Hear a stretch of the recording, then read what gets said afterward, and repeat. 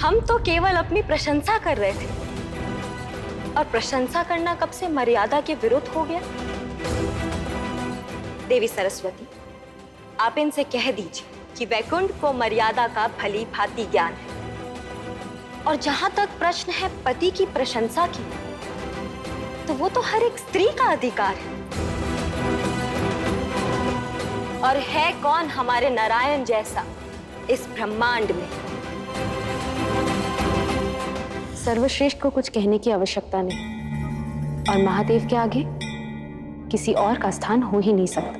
भगवान का स्थान उनके भक्तों से निर्धारित होता है, और हमारे नारायण से अधिक भक्त और किसके हैं यहाँ?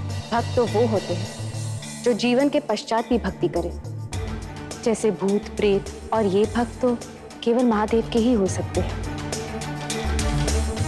नारायण दया के सागर है, और महादेव भोलेनाथ। नारायण अपने भक्तों को कभी कष्ट में नहीं छोड़ते, और महादेव के भक्त कष्ट उन्हें कभी छू भी नहीं सकता। नारायण सबसे पूजनीय है, और महादेव देवों के देव।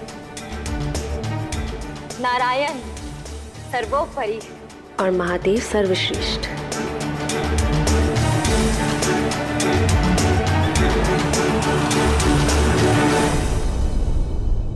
महादेव, आज ये निर्णय हो ही जाए कि हम दोनों में से श्रेष्ठ कौन है।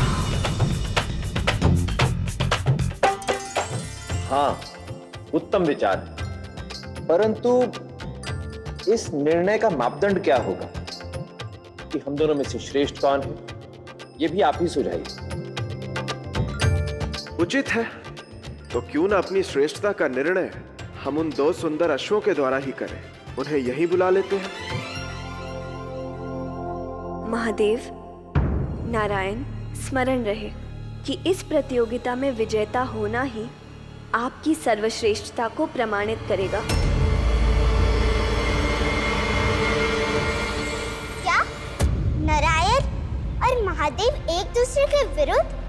तो क्या विजय के लिए ये दोनों एक दूसरे से प्रतिस्पर्धा करेंगे? हाँ सृष्टि, परंतु जो दिखाई देता है वो सदैव सत्य नहीं होता। आज अवश्य प्रभु नारायण और प्रभु महादेव एक दूसरे के विरुद्ध खड़े हैं, परंतु वे तो अपने देवियों के विकारों को समाप्त करने के लिए एक दूसरे के विरुद्ध खड़े हैं। ये तो इन्हीं की लीला है। इस प्रतिस्पर्धा में जय और पराजय कोई अर्थ नहीं रखता। वास्तव में तो दोनों एक ही हैं, नारायण और महादेव। नमः। किंतु कलयुग इस अवसर को भी अपने हाथ से जाने देने वाला नहीं था। वो इस अवसर का भी लाभ उठाने वाला था, विकार अलंकार को प्राप्त कर।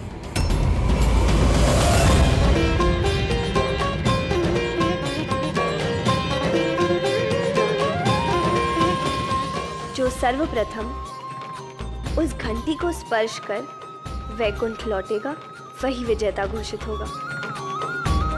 प्रभु, प्रतियोगिता आरंभ कीजिए।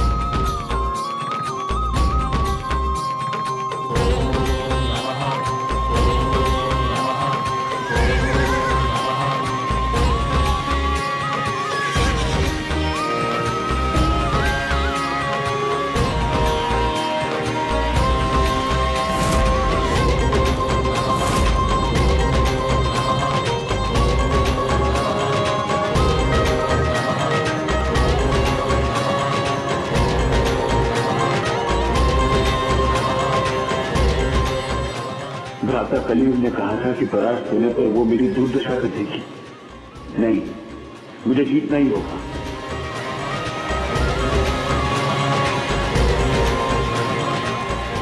अपने चित्त को शांत रखो मृत्यु। कैसे कली?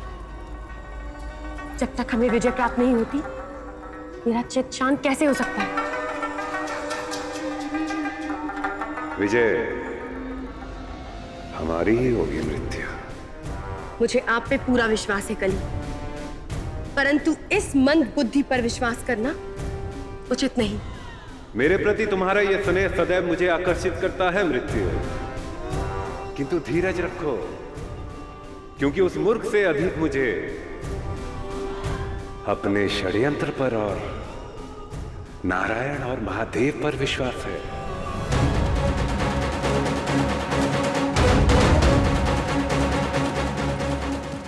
नारायण, पार्वती मुझे संसार में सर्वश्रेष्ठ मानती है, परंतु यदि इस स्पर्धा में मैं आपसे पराजित हो जाऊं तो पार्वती के हृदय में मेरे लिए जो मोह है और उस मोह से उत्पन्न अभिमान, दोनों का नाश हो जाएगा। इसलिए मेरा इस स्पर्धा में आपसे पराजित होना अनिवार्य है। नहीं मित्र, पति की जय और पराजय से पत्नी के मोह में कोई संबंध नहीं होता। इसका संबंध होता है तो अहंकार से होता है, जो जय के साथ साथ और अधिक बढ़ जाता है,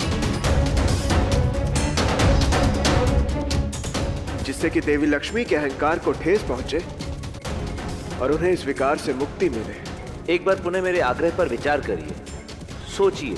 सोच लिया मित्र, अब और अधिक सोचने का समय नहीं है, आप आगे बढ़िए। मैं प्रत्येक बार आपको अपने स्वार्थ के लिए परीक्षा में नहीं डालूंगा। स्वार्थ? और वो भी महादेव में? यदि आप स्वार्थी होते ना मित्र, तो हलाहल पान कर नीलकंठ की उपाधि नहीं मिलती आपको।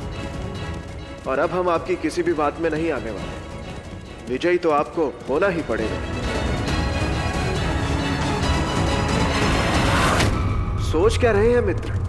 आगे बढ़िए, अपना लक्ष्य प्राप्त कर विजय घोष करिए और देवी लक्ष्मी के अहंकार का नाश करिए।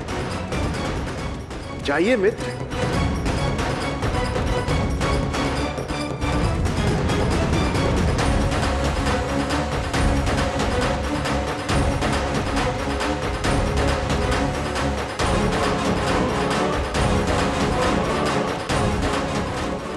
प्रभु,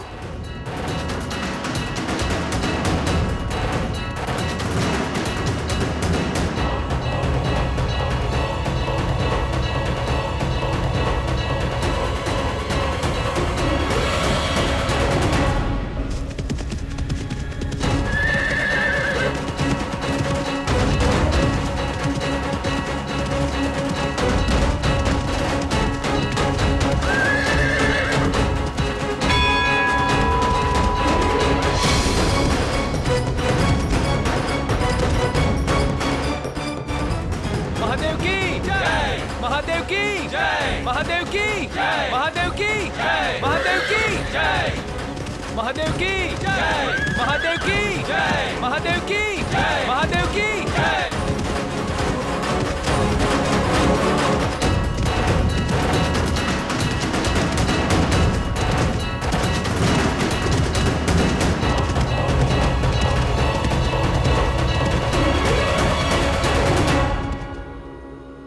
आज तुमने सिद्ध कर दिया कि पूरे ब्रह्मांड में तुमसे दूसरा और कोई तेज नहीं। और वैसे भी जिसकी डोर महादेव के हाथ में हो, उसे तो कोई पराजित नहीं कर सकता। आज तुमने गर्व से मेरा शीश ऊंचा कर दिया। मांगो, क्या मांगना है तुम्हें? माते, आपकी प्रसन्नता ही मेरे लिए वरदान है। फिर भी आप मुझे कुछ यदि देना चाहती हैं तो अपने गले की यह मंदार माला मुझे दे दीजिए, यही मेरा वरदान होगा। नहीं पुत्र, ये मैं तुम्हें नहीं दे सकती। ये केवल एक साधारण हार नहीं, मेरे पति का दिया प्रेम चिन्ह है। तुम कुछ और मांग लो। मैंने आपसे पहले भी कहा था, इस मंद बुद्धि पर अति विश्वासघातक होगा। जिस प्रकार चंद्रमा सूर्य को प्रकाशित नहीं कर सकता, उसी प्रकार ये मंद बुद्धि आपको कभी भी विजय नहीं प्राप्त करा सकता।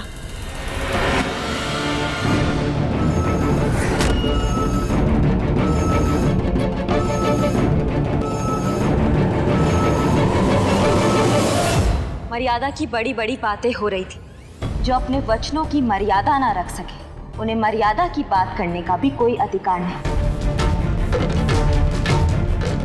और जो एक छोटा सा उपहार ना दे सके, उन्हें वचन देने का भी कोई अधिकार नहीं। नारायण, इन दोनों देवियों का युद्ध तो विकराल रूप धारण करता जा रहा है। इससे पहले कि दोनों देवियां चंडी का रूप धारण कर लें, निश्चय ही हमें कुछ करना होगा प्रभु।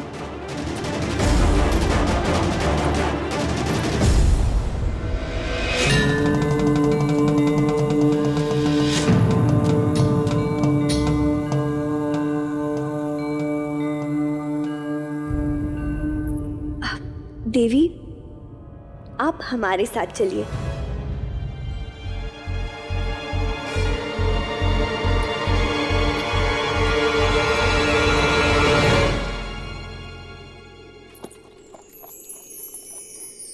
प्रणाम देवी।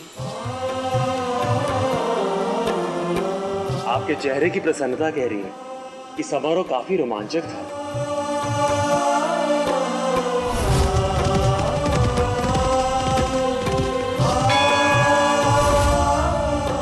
सूर्यदेव का अश्व तो वायु से भी तेज, भला इसे कौन परास्त कर सकता है? सत्य कहा था मृत्यु ने, तुझ पर विश्वास करना ही मेरा अपराध था ग्रीफ, किंतु अपने इस अपराध का दंड तुझे ही मिलेगा। तुझे मैं यातना दूंगा, इतनी यातना कि तू स्वयं अपने अंत की भीख मांगेगा कलयुग से, किंतु भाई होने के पश्चात भी कलयुग तुझे क्षमा नहीं करेगा। कलयुग हूं मैं, और कलयुग में भाई भाई को काटता है।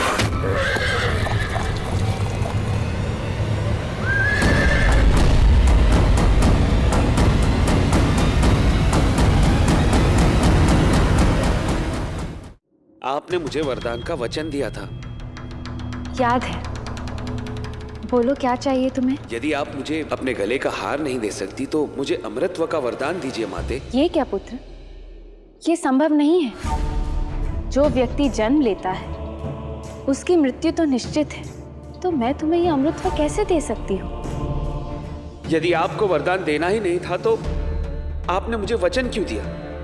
मैंने तो आपसे नहीं मांगा था, फिर स्वयं ही वचन देकर उस वचन का अनादर करना, क्या यही देव धर्म है? निसंदेह मैंने तुम्हें वचन तो दिया, और ये देव धर्म की मर्यादा भी नहीं है, किंतु उस वचन का मोल तुम्हारे ही हाथों में है। मैं तो तुझे मंदबुद्धि समझता था ग्रीफ, किंतु तू तो बहुत चतुर निकला। जो मांगने के लिए मैंने तुझे भेजा था उसे भूल कर अमृतत्व मांग रहा है। कुछ नहीं मिलेगा तुझे, केवल अंत होगा तेरा यातनाएं देकर। ठीक है माता, यदि सब कुछ मेरे ही हाथों में है तो मुझे वरदान दीजिए कि मेरा अंत भी मेरे हाथों से ही हो, स्वयं को छोड़कर मेरा वध और कोई ना कर सके। तथास्तु।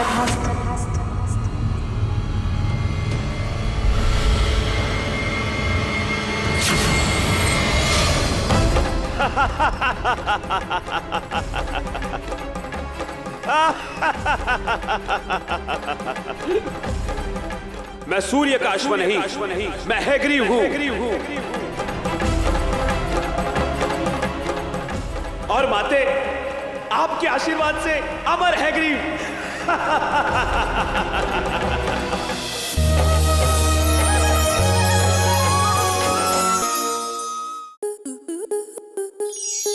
स्टार प्लस के ऐसे ही और बेहतरीन लम्हे देखने के लिए सब्सक्राइब करें हमारे YouTube चैनल को।